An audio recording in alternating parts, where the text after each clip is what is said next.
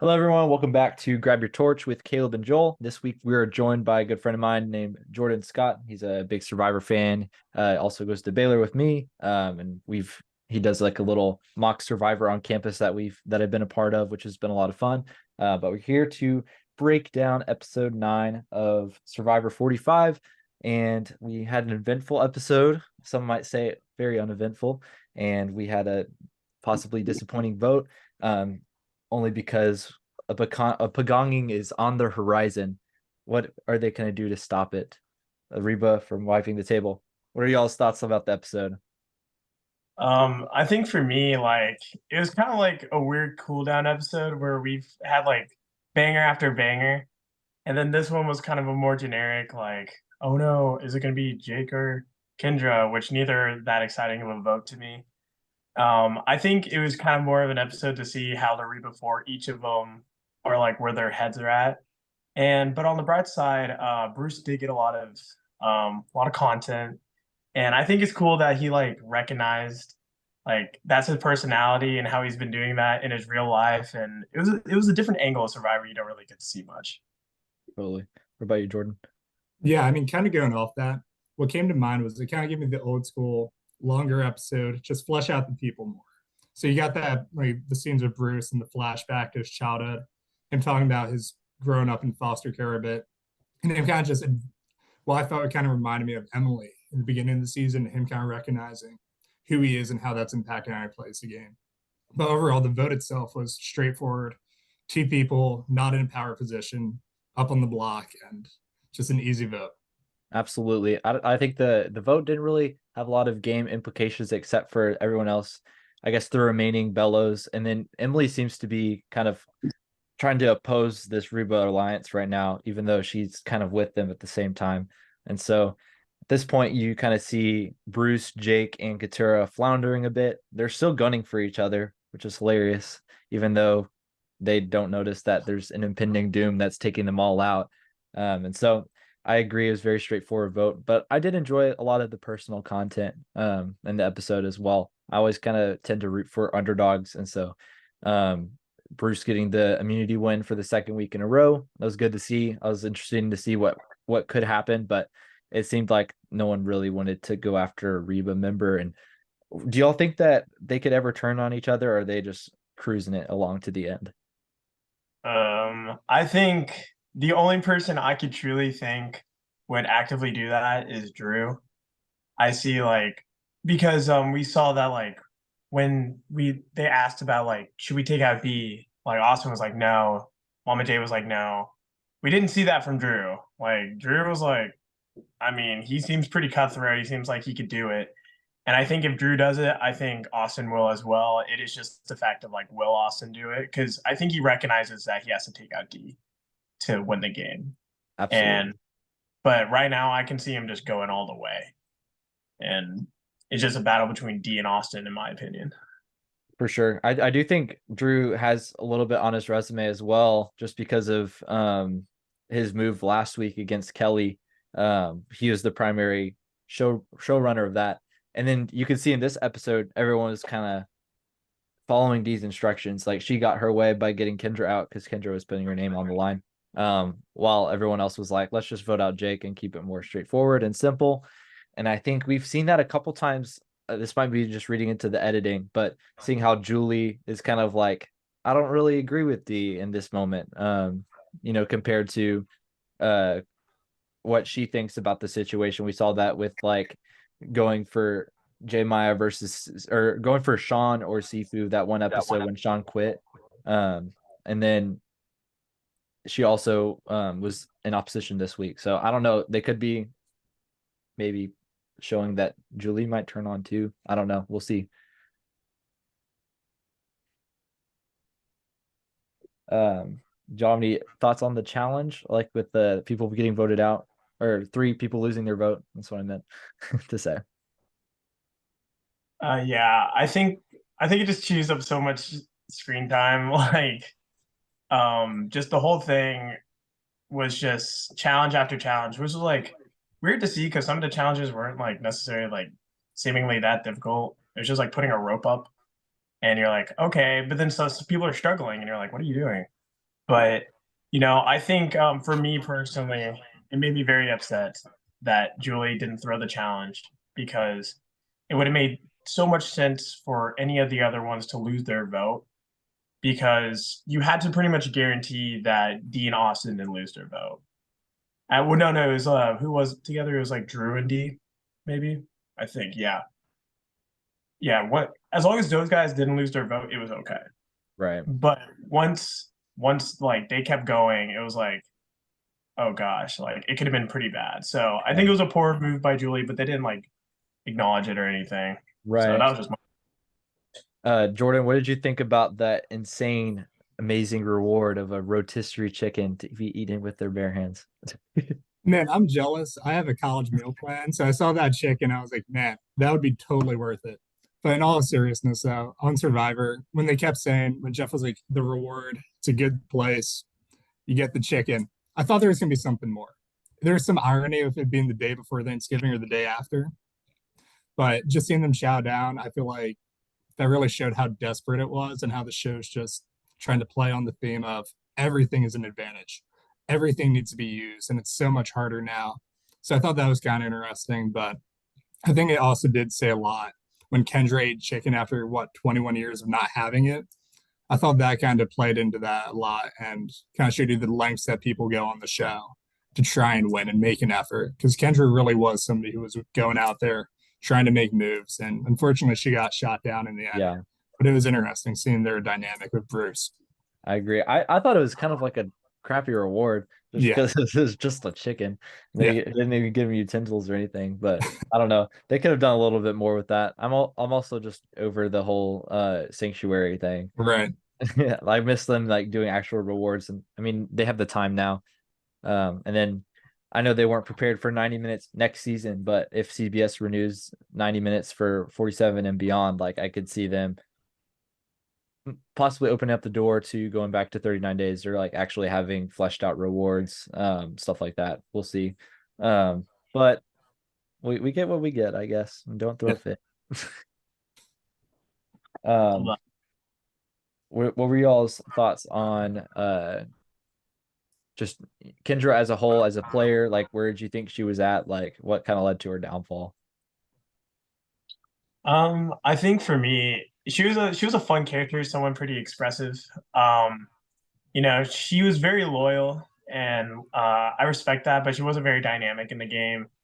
Every time I watched her, I was just like, I kind of wish I was watching Carolyn instead because Carolyn was that, but she had a very good strategic mind in the game.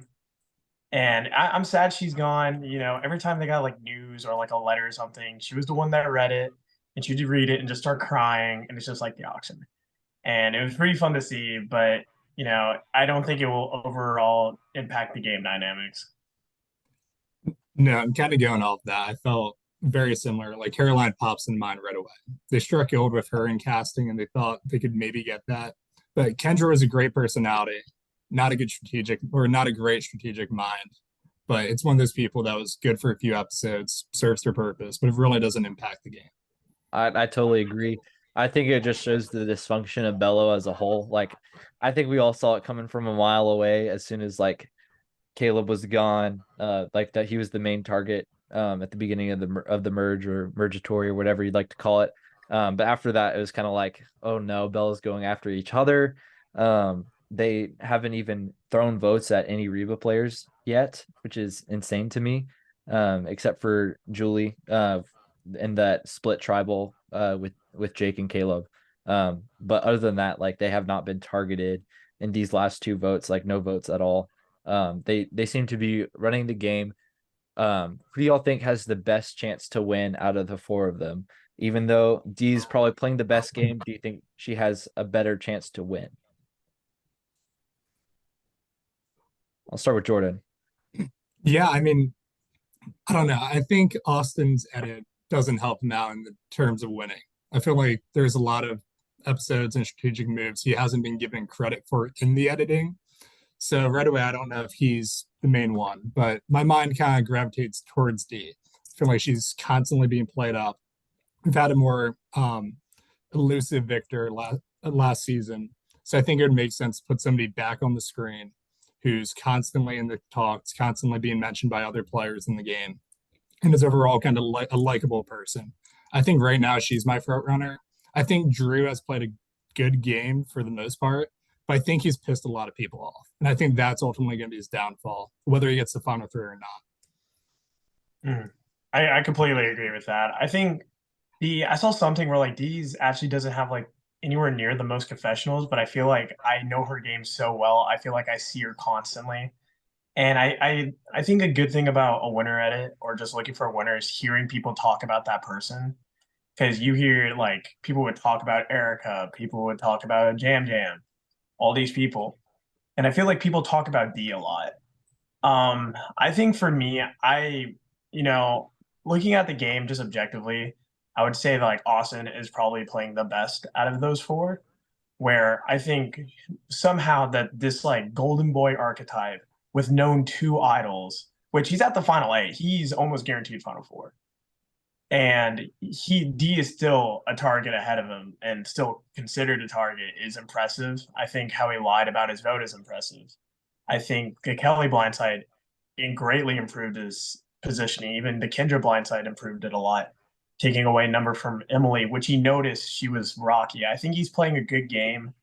I can see him winning, but I think you're right. The edit's just like not giving him a lot of credit. And I can definitely see like Drew just winning, just being next to like Jake and Bruce somehow. But I don't know. I could definitely see one of them winning, but I don't know. I think D is more likely, but I would hope it's Austin. I appreciate Austin's game for this new era. Absolutely. And then, yeah, I think having two idols is kind of undervalued right now. Like no one's like really like taking that into consideration. Like we haven't had anyone talk about his two idols besides himself, and other people mentioning them as like useful tools for them. So it seems like he's in a great position. Like he's slanted to go far. There's unless he pulls a James Clement, and gets blindsided with two idols. But I think Austin's playing very well. I think any of them honestly have a chance to win, depending on who they're sitting next to. But I think, like many of y'all or both of y'all said, like D and Austin are the front runners for sure. I also think it was a good move for Austin and Drew that they didn't really sell out Emily at all when she came to them about a D blind side. Like they really are, and like utilizing her as an asset and an ally, just because they're not going to be quick to betray her to their other alliance as well. So they could use her as a tool to get rid of D later, if they want to.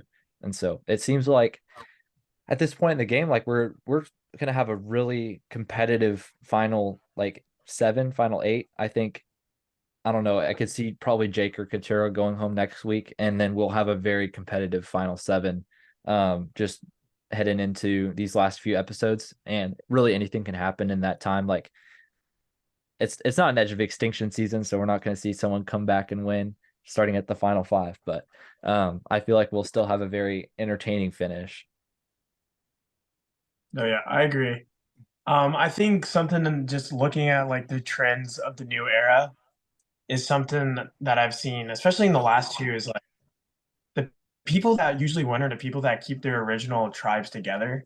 Like we've seen it with the Tika 3 now, like they ran the game, and we're seeing it with the 3 before. They're running the game. Even Erica and Heather, where and 42 was the original. I forgot what their tribe name was, but it was like Jonathan, it was Omer, it was Lindsay, it was Marianne. And the only one who hasn't really done it is the Gabler. And honestly, that was just such a fluke of a season. I can't believe it. And I don't think we're aiming towards something where the final three is 3 people where none of us could really see like being that worthy of a winner. Even though I thought Cassidy was going to be a winner, but that was just me. And so I'm excited for this final 7, final 8 round. Yeah, me too. Then looking ahead to the next few weeks, what are your thoughts, Jordan, how like the next few votes will shape out? Like what do you think is going to happen? Yeah, so I think next week is definitely going to be just typical. Who's going home. It's going to be Jake. It's going to be Katora. It's going to be one of those two, unless something major happens. The only thing hinted maybe in the previews was the little scuffle between Jake and Drew, and I could see that potentially being something that cost Drew the game. Jake is a super likable guy, If he gets to the jury and Drew's sitting up there, I think that taints his game. I think he needs to find a way to make it up to Jake, keep him around a little longer, and try and repair that connection if he wants a shot at the $1 million. So I think next week is going to be super simple, but then I think the game's going to really speed up. I think everyone's going to realize they need the big move that they keep talking about, and that they're going to have to start turning on each other. At least that's my hope. Yeah. I think the only problem with an alliance, dominating and pagong the other tribe is that they don't really have a way to distinguish, themselves from each other compared to the rest of the jury. And it'll be interesting to see how they do that. I know Tico was a little bit different last season because only two of them made it to the final three because Carson wasn't able to win fire. So that would have been a more interesting tribal council if Carson had won fire in that instance.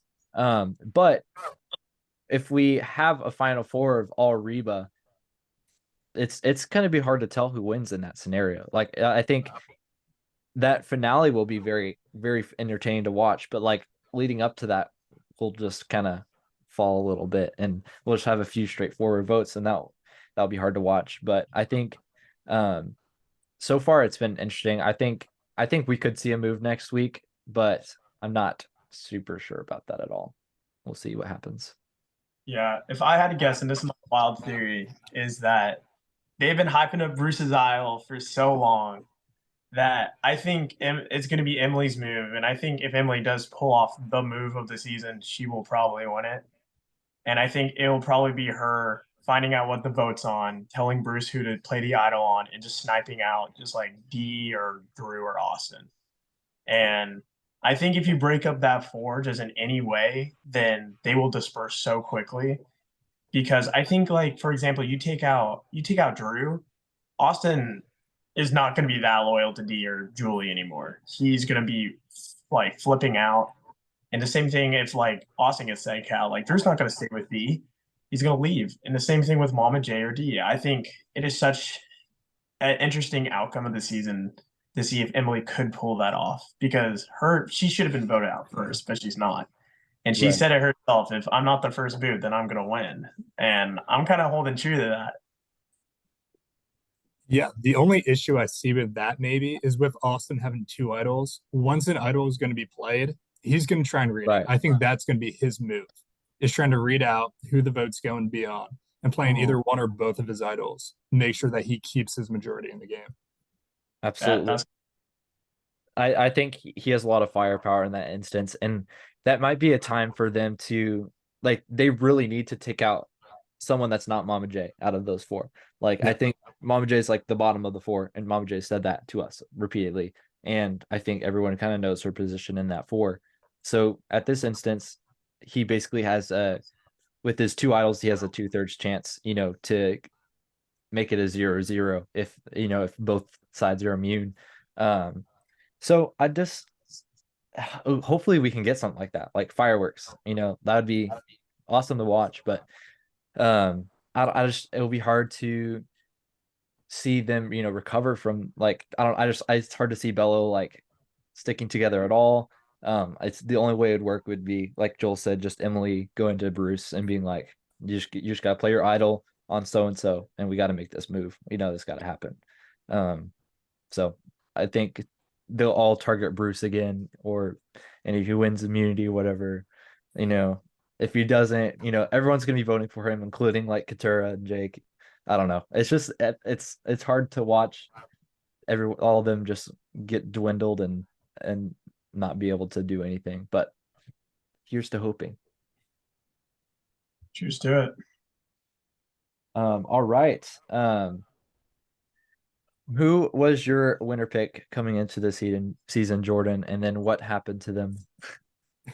So going into the season, I really loved the coverage on Austin. He just seemed super likable, hyper intelligent. Then he's kind of a big guy.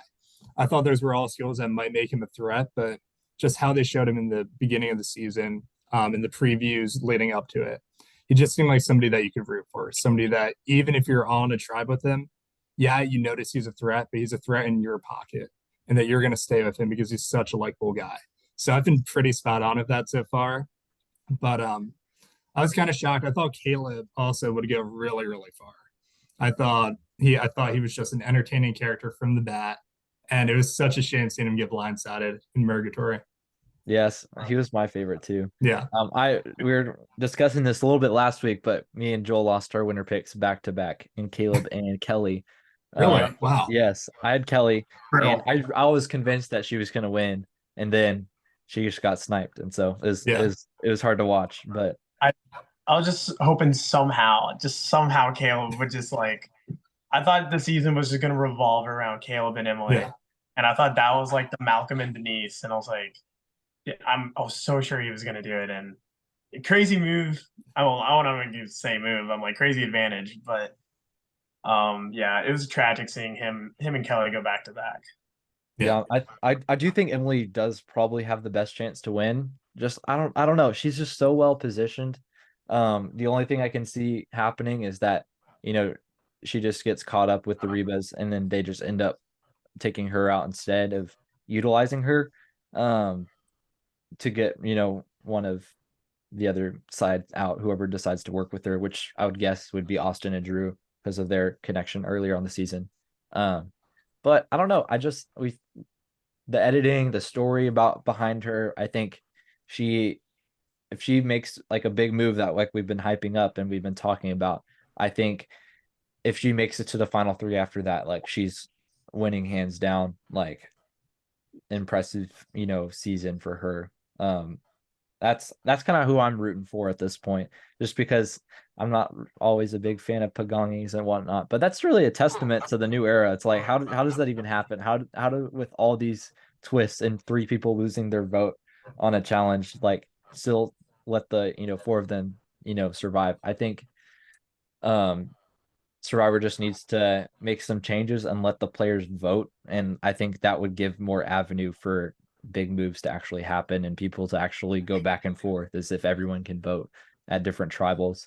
Like, because we haven't had a normal vote since the merge, you know, and it's just disappointing to watch. Someone has to lose it every single time. That's kind of like the gimmick with the new era is like that's what we're playing with, and I think it's great for Survivor to be working on, you know, something like that to, you know, try to be inventive and creative and, you know, keep things relevant. But I think it's actually hindering the game, and I hope they recognize that for future seasons. Yeah, no, kind of building off that, I definitely agree with you that there's way too much going on in the season. I think it's very entertaining, but it takes away from the actual gameplay and the maneuvers that somebody can make. My hot take is I would love a season where they do no advantages, but don't tell the cast. Have them go in, have the paranoia surrounding it, waiting for the information, waiting for somebody to say, hey, I have this, and just see how the cast react. Because what Survivor is, in its most fundamental level, is a social experiment. And seeing people having watched the previous seasons, a lot of super fans watching the show now getting cast, I would love to see how everyone reacts if there's no idols, no steal a vote, nothing like that. Yeah, Yeah, I totally agree. that Joel. I would love that. I mean, I think for me, I always thought for some reason that like 40-41, I thought all the advantages were just going to be pre-merge, and then whoever had advantages pre-merge, there was none post merge, and we just duel it out from there. But I think, you know, with how many twists there are, and I think we kind of saw that before season 40 with Island of the Idols and like Ghost Island, where players are like staying together, like in their original tribes, mostly out of fear, because you don't get a lot of time with their swap tribe usually. Where we did get a swap this season, and it still didn't add to fluidity because they haven't had a regular vote and losing your vote. This was probably the one episode where we saw Emily wanting to flip and she recognized it. And she was like, this could be the chance I can take out Ariba. But instead, she just lost a number.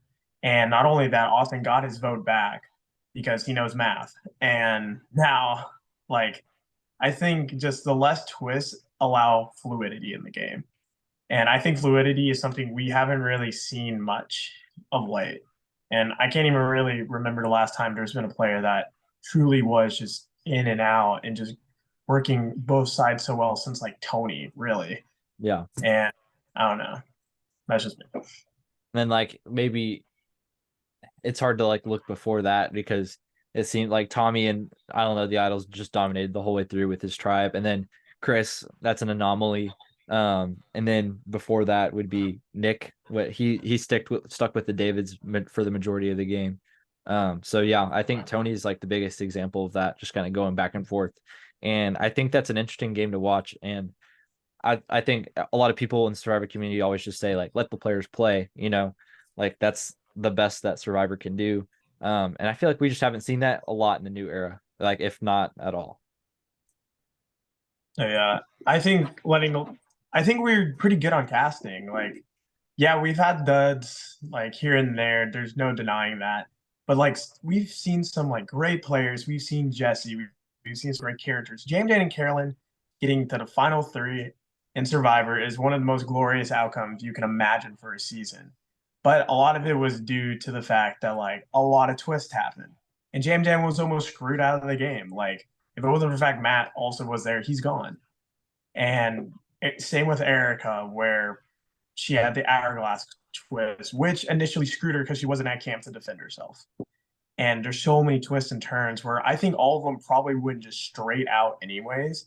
And the twists are just hindering their ability to like fully express their gameplay. So hopefully we go into like a back to basic season where they just are running the game as just a social experiment and like all is good in the world. Which Jeff says will never happen. So I don't know. I don't know about that one. I don't know if you'll be keeping up with the ratings, like the TV ratings, but that's something that's interesting to me that I keep up with. And obviously the premiere has had like the highest, it was like 5.2 million. And it got back up last week to 5.1 after being at the lowest 4.5 like the week before. So like that split tribal episode was the lowest. And then we got the last week with the Kelly boot was the second most viewed episode of the season besides the premiere. And then this week, I guess it's mostly because of Thanksgiving and the holidays. Like it went back down to 4.6, so not even the lowest, which is surprising. But it seems like we're pretty consistent at about 5 million, give or take. A few 100,000 viewers. And I think that's really good for the show. They're dominating their time slot. I don't think Survivor's going anywhere. And I don't know if you've kept up, but Jeff was on the Jimmy Fallon show lately. He also I mentioned this last week, but he was on this other news source where he said he's not going to snuff quitters' torches anymore. Stuff like that. I think we're getting a lot more Survivor publicity.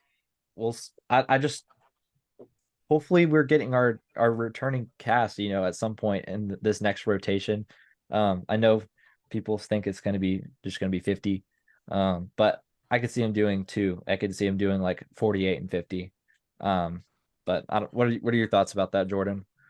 Yeah, no, I've been trying to follow that too. I think Survivor, in terms of its time slot, it's in a great spot. With TV basically dying and them still holding those numbers, I think Survivor is going to be around a long, long time, at least as long as Jeff wants it to be.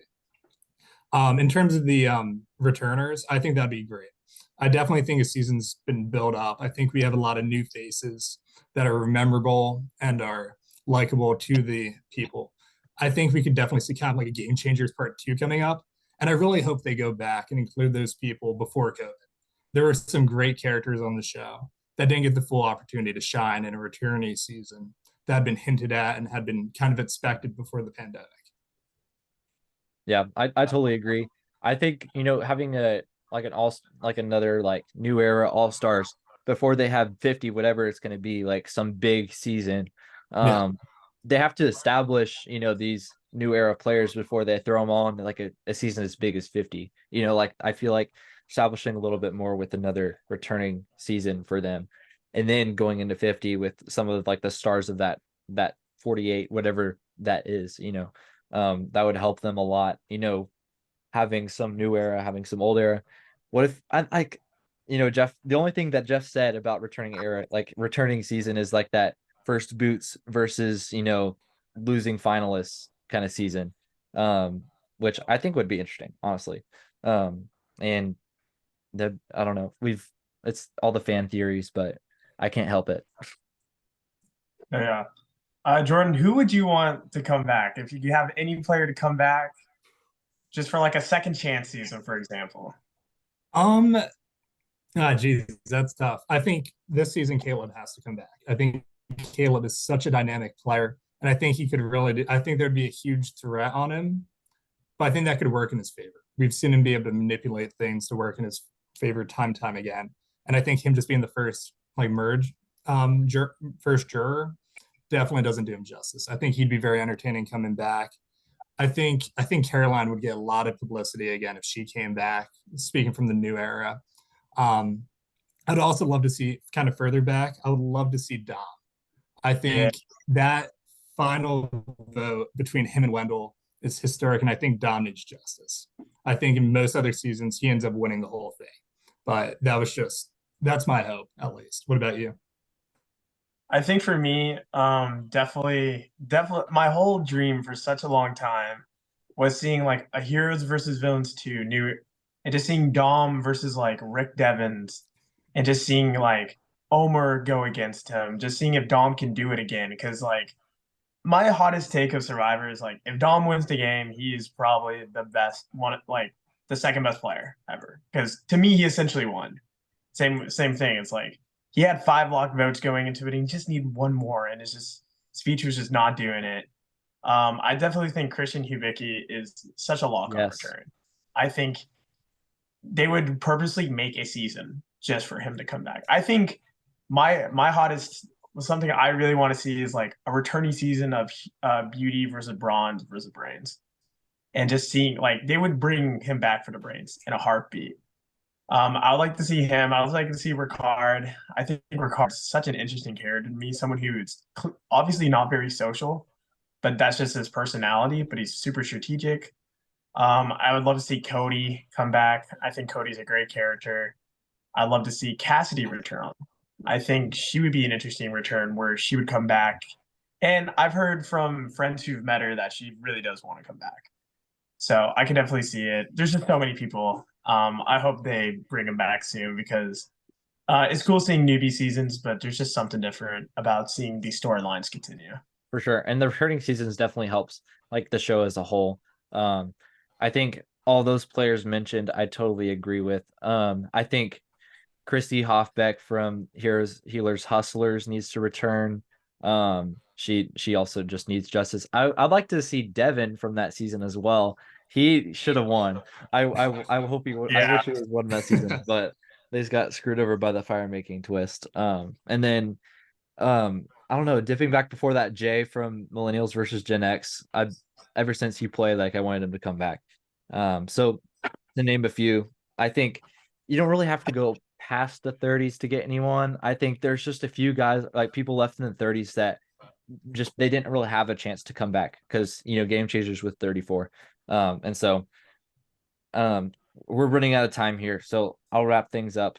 But it was a great conversation with you guys. Thank you so much for being on the show today, Jordan. And I hope that you all have a great week. And then for those who are listening in podcast form, please rate and review the podcast. It helps other people to listen to it, other Survivor fans. And then if you're watching on YouTube, go ahead and like, subscribe, do all the things. It does the same thing. It helps boost our channel's relevance and everything. So sign up for now. Have a great week, and we'll see y'all shortly on Thursday to recap episode 10. See y'all. Thanks for having me. Deuces.